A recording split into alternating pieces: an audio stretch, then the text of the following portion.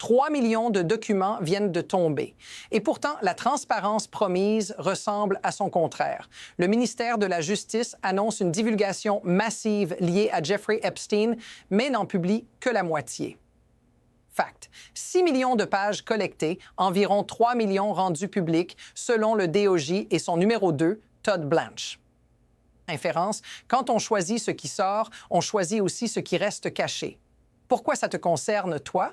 Parce que ces fichiers ne parlent pas du passé abstrait. Ils parlent de pouvoir, de protection et de noms toujours actifs aujourd'hui. Donald Trump y apparaît à plusieurs reprises. Pas dans des rumeurs en ligne, mais dans des emails, des interviews FBI, des échanges datés, certains remontant à 2016, d'autres à 2017. Fact. Aucune vidéo ni audio n'a été publiée. Fact. Des survivantes disent avoir été exposées à nouveau malgré les promesses de protection. Mais voici le détail qui change tout. Si ces documents étaient vraiment anodins, pourquoi en retenir 3 millions de plus? Et surtout, qu'est-ce qui se trouve précisément dans ce qui n'a pas été montré? Ce que l'on vient de découvrir n'est que la pointe de l'iceberg. Imagine ça. 3 millions de pages et pourtant, une partie de l'histoire reste inaccessible. On nous dit qu'elles sont non pertinentes, mais est-ce réellement le cas? Pourquoi pas tout publier? Le ministère de la Justice a choisi de ne dévoiler qu'une portion soigneusement triée. Fact. Le DOJ a affirmé que ces documents répondaient aux besoins de l'enquête. Mais qu'est-ce que cela signifie réellement? Et surtout, pourquoi le choix de ne pas tout montrer sonne comme un message déguisé? Maintenant, concentrons-nous sur l'essentiel, les accusations qui pèsent sur des figures de pouvoir, de Trump aux géants de la tech comme Elon Musk et Howard Lutnick. En lisant ces documents, une question cruciale se pose. Pourquoi ces noms continuent-ils de surgir dans cette affaire? Est-ce seulement une question de relations professionnelles? Ou bien y a-t-il quelque chose de plus sombre et dangereux qui reste dissimulé? C'est là que tout se complique. On voit un schéma, un groupe d'élite en apparence intouchable lié à Epstein et dont les noms ne cessent de reparaître. C'est plus qu'un simple scandale. C'est une toile complexe d'influence et de pouvoir. Et voici la question qui brûle les lèvres de beaucoup aujourd'hui. Pourquoi la justice semble-t-elle traîner les pieds, même face à de telles preuves? Regarde ça de plus près. Un email daté de mars 2016. Jeffrey Epstein écrit à son avocate, Katie Rumler. Trump va bientôt être interrogé à propos de moi. Que devrions-nous dire?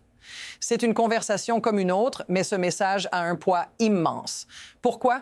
Parce que ces mots suggèrent que derrière les sourires et les poignées de main, des discussions de couverture étaient en cours. Et devine quoi? Ça ne s'arrête pas là. Epstein continue de révéler une accusation explosive. Une jeune fille a dit que Donald Trump avait couché avec elle chez moi en 1993 quand elle était mineure. Ce n'est pas un bruit de couloir, mais une allégation dans des documents officiels datant de 2016. Si tu penses que tout cela reste flou, détrompe-toi. Ce n'est pas de la spéculation, ce sont des détails précis dans des documents qui sont maintenant entre nos mains. Maintenant, notice what's missing. Aucun détail sur l'origine de cette accusation dans ce même email. Pourquoi l'ombre plane-t-elle toujours autour de cette allégation? Pourquoi, à ce moment précis, Epstein choisit-il de l'évoquer sans fournir de preuves directes? Quel impact cela aura-t-il sur Trump, surtout quand ses liens avec Epstein continuent de ressurgir dans ses documents? Ce qui semblait être une simple accusation prend une tournure inquiétante. En décembre 2017, un autre email. Epstein discute avec un partenaire d'affaires et il y a un détail qui fait froid dans le dos. Je vais bientôt emmener Trump à ma maison. À ce moment-là, Trump et Epstein avaient prétendument coupé tout lien depuis des années. Mais voilà que, fin 2017, Trump est toujours mentionné dans les échanges d'Epstein. Ce n'est pas une simple rencontre de courtoisie. C'est un réseau caché, une normalisation d'une proximité que l'on croyait disparue. Regarde bien, Epstein et Trump, des années après leur soi-disant rupture, continuent de s'envoyer des messages et de planifier des rencontres. Fact. Ces échanges montrent que, loin d'être un ancien ami, Trump restait une partie active de l'entourage d'Epstein. Maintenant, pense à ceci. Que cachent réellement ces rencontres en coulisses? Ces documents ne sont que le début. L'histoire est en train de s'intensifier. Les noms continuent de se multiplier. Musk, Lutnick, Gates, chacun d'eux est relié à Epstein par des fils invisibles, mais extrêmement puissants. Ce qui semblait être un simple scandale de plus devient une affaire globale liée aux plus grandes élites, aux plus gros noms du monde. Mais quel prix ces gens sont-ils prêts à payer pour protéger leurs secrets? Voici le tournant qui change tout. Ce n'est pas qu'une question de proximité, c'est un témoignage direct, dévastateur. Un survivant, interviewé par le FBI, révèle un détail crucial. Ghislaine Maxwell a présenté une jeune fille à Donald Trump. La scène se déroule à Mar-a-Lago et ce qui semblait être une simple rencontre prend une autre dimension. Maxwell aurait mis en avant cette jeune fille, l'incitant à plaire à Trump. Imagine la situation. Une jeune victime, un pouvoir illimité et la mise en place d'une rencontre dont l'objectif est évident. Il aime les jeunes femmes, dit Maxwell. Alors, qu'est-ce qui se cache derrière ce type de rencontre? Qu'est-ce que cela signifie quand un des plus puissants hommes du monde semble être introduit à ces jeunes filles de manière orchestrée, presque calculée? Ce n'est plus un simple réseau d'amis de longue date. Ce sont des relations orchestrées, des connexions pensées pour des fins bien plus sombres. Ce n'est pas une simple accusation. C'est une scène qui vient d'être exposée, mais qui pourrait n'être qu'un aperçu d'un système plus vaste. Le plus percutant dans ce témoignage, Trump a pris la jeune fille en tournée à Mar-a-Lago, mais rien ne s'est passé. Mais l'intention, elle, est évidente. Ce qui est frappant ici, c'est qu'un homme de pouvoir au sommet est mis en lumière dans un rôle de passivité apparente. Mais la question qui reste sans réponse, pourquoi ces rencontres continuent-elles d'avoir lieu? Quel est le vrai rôle de Donald Trump dans tout ça? Les révélations continuent et avec elles, une avalanche de nouvelles informations qui ne cesse d'aggraver la situation. Un enchaînement de faits de plus en plus accablants. D'abord, un autre email entre Epstein et son assistant. Ils discutent de la venue de Trump à Mar-a-Lago, mais ce n'est pas tout. Ce n'est pas simplement une réunion de bons amis. Les discussions deviennent de plus en plus compromettantes. Ajoutons à cela une série de messages entre des figures influentes, dont Elon Musk et Howard Lutnick, qui apparaissent tous deux dans les documents. Imagine la pression montante. Ce n'est pas qu'une histoire d'élite ayant des liens douteux avec Epstein. C'est un enchevêtrement complexe de connexions où chaque nouvelle pièce du puzzle semble plus sombre que la précédente.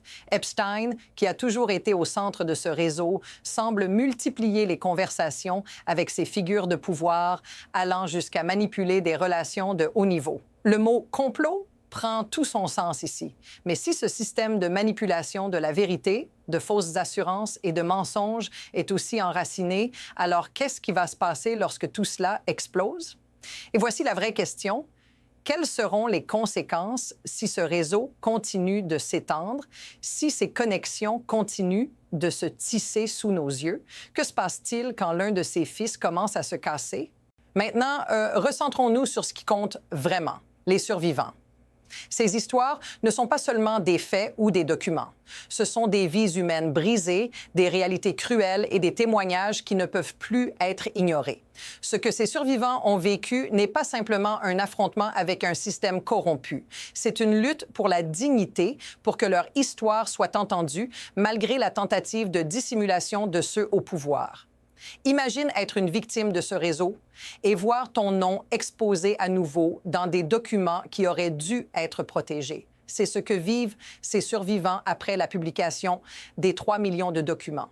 Leur douleur ne s'arrête pas à la violence physique ou psychologique qu'ils ont subie. Elle continue chaque fois qu'une nouvelle page est tournée, chaque fois qu'une nouvelle brèche dans la protection de leur identité se fait jour. Leur souffrance est relancée, cette fois sous la forme de l'humiliation publique. Si tu penses que ces victimes vont simplement accepter ce traitement, tu te trompes. Les avocats de ces survivants sont furieux. Ils dénoncent non seulement l'inefficacité des protections de confidentialité, mais aussi le cynisme derrière l'exposition de ces détails sans réelle prise de responsabilité. Cette question résonne profondément. Combien de fois devons-nous laisser ces survivants revivre leur traumatisme avant que ce système ne prenne réellement au sérieux leur souffrance? Si tu te reconnais dans cette injustice, dis-le dans les commentaires. Partage ton ressenti, car ce qui se passe ici ne concerne pas seulement les victimes. Cela touche chacun d'entre nous. Ce que nous voyons ici n'est pas simplement un scandale isolé. C'est un mécanisme systémique qui permet à ces comportements d'exister sans conséquence. Ce n'est pas un accident que ces puissants continuent d'échapper à la justice, même avec des preuves accablantes. C'est un système où l'influence, les connexions et l'argent sont des leviers bien plus forts que la loi. Le véritable problème réside dans la manière dont ces systèmes sont construits. Ces hommes et femmes puissants, qui semblent intouchables, jouent selon des règles différentes. Ils ont un pouvoir immense, non seulement sur l'économie, mais aussi sur les institutions chargées de les surveiller. Epstein n'était pas un simple ami pour ces élites. Il était un catalyseur, un maître de la manipulation et de l'influence. Il a su s'entourer de personnes stratégiques et la protection qu'il offrait en retour était plus que précieuse. C'était un accès direct aux coulisses du pouvoir. Et c'est là que ça devient dérangeant. Ce système n'est pas isolé, il se perpétue. Ce qui est exposé aujourd'hui n'est qu'une partie de l'immense iceberg de la corruption institutionnalisée. Le pire, c'est que ces dynamiques se reproduisent encore aujourd'hui. Ce réseau ne disparaît pas avec la chute d'un individu. Au contraire, il prend de nouvelles formes, plus sophistiquées, plus difficiles à déceler. Maintenant, la question qui dérange est la suivante. Comment briser ce système qui semble nourrir les plus puissants? Quel levier peut-on actionner quand le pouvoir est aussi profondément enraciné dans nos institutions? Le futur de cette affaire semble suspendu à un fil et plusieurs chemins s'ouvrent devant nous. D'un côté, on a l'option du statu quo. Les révélations continuent à fuiter par morceaux. Les pouvoirs en place jouent sur la lenteur de l'enquête et des figures comme Trump continuent de bénéficier de protections qui ne sont pas offertes à d'autres. Ce scénario est celui de l'impunité. Si les choses restent ainsi, l'affaire Epstein restera une tragédie inachevée, une simple parenthèse pour les plus puissants, pendant que les survivants continuent de se battre dans l'ombre. Mais il y a aussi un autre chemin, un chemin plus incertain, mais tout aussi possible. Un chemin où la pression publique, alimentée par ces nouvelles révélations, pourrait forcer les institutions à agir. Peut-être que l'énormité des faits exposés aujourd'hui amènera une rupture. Mais cette possibilité est encore incertaine. Que feront les autorités quand ces connexions indéniables seront trop difficiles à ignorer? Nous n'avons pas de réponse, mais une chose est sûre, la situation est en train de se tendre. La balle est maintenant dans le camp des autorités et des survivants. Ce qui se passe dans les prochaines semaines pourrait décider du sort de cette affaire, mais attention, chaque décision, chaque mouvement a un poids colossal et personne ne peut prédire l'ampleur de la réaction. Au bout du compte, la véritable question n'est pas seulement ce que l'on découvre dans ces documents, mais comment nous, en tant que société, allons réagir face à ces révélations. La leçon ici est simple. Ce n'est pas un problème de plus à ignorer. C'est un défi pour la justice, pour l'intégrité des systèmes qui sont censés protéger les plus vulnérables. Si ces noms et ces connexions continuent d'être étouffés, alors qui parmi nous peut se sentir en sécurité? L'histoire d'Epstein, de ses victimes et de ses complices n'est pas encore terminée. La vérité, aussi cruelle et perturbante soit-elle, ne peut plus être étouffée. Nous avons vu un aperçu des liens puissants, mais ce n'est qu'un début. La route est semée d'embûches, mais chaque nouvelle pièce du puzzle rapproche un peu plus la vérité de la lumière. Alors, qu'est-ce qui viendra après? Qui seront les prochains à devoir répondre à ces allégations? La réponse à cette question pourrait bien être la clé de tout. N'oubliez pas de suivre et de vous abonner pour plus d'analyses sur cette affaire qui continue de faire trembler les puissants. Et rappelez-vous, la vérité finit toujours par éclater, mais à quel prix?